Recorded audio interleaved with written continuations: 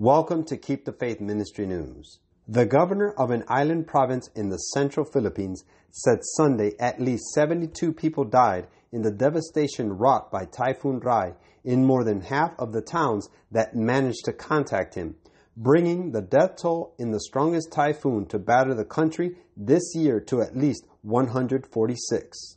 Governor Arthur Yap of Bohol province said 10 others were missing and 13 injured, and suggested the fatalities may still considerably increase, with only 33 out of 48 mayors able to report back to him due to downed communications.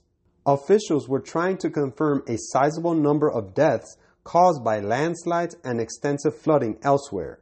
In statements posted on Facebook, Yap ordered mayors in his province of more than 1.2 million people to invoke their emergency powers to secure food packs for large numbers of people along with drinking water.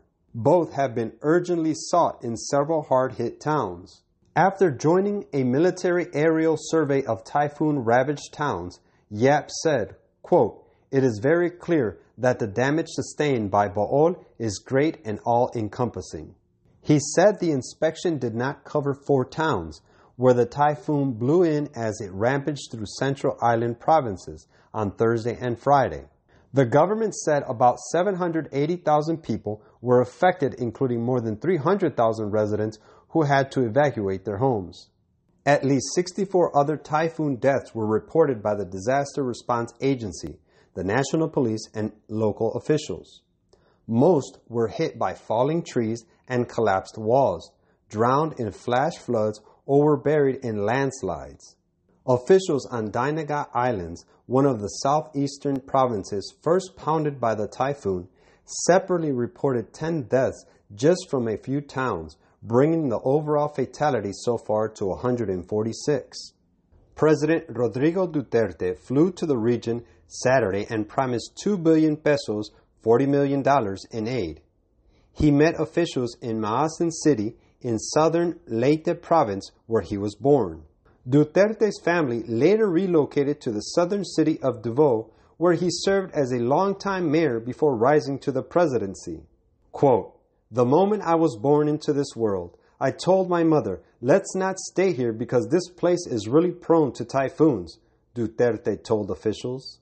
At its strongest, the typhoon packed sustained winds of 121 miles per hour and gusts of up to 168 miles per hour, making it one of the most powerful in recent years to hit the disaster-prone archipelago, which lies between the Pacific Ocean and the South China Sea. Floodwaters rose rapidly in Bohol's riverside town of Lubok, where residents were trapped on their roofs and in trees. They were rescued by Coast Guard the following day. On Dinagat Islands, an official said the roofs of nearly all the houses, including emergency shelters, were either damaged or blown away entirely.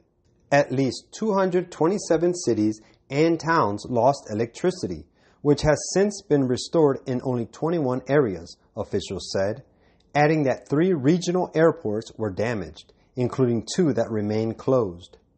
The deaths and widespread damage left by the typhoon ahead of Christmas in the largely Roman Catholic nation brought back memories of the catastrophe inflicted by another typhoon, Haiyan, one of the most powerful on record. It hit many of the central provinces that were pummeled last week, leaving more than 6,300 people dead in November 2013.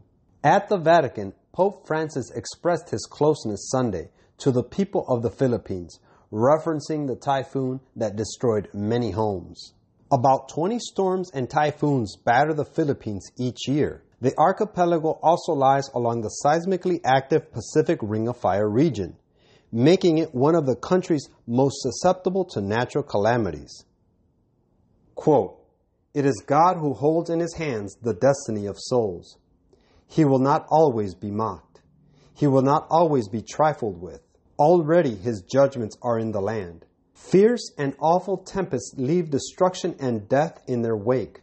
The devouring fire lays low the desolate forest and the crowded city. Storm and shipwreck await those who journey upon the deep. Accident and calamity threaten all who travel upon the land. Hurricanes, earthquakes, sword, and famine follow in quick succession. Yet the hearts of men are hardened.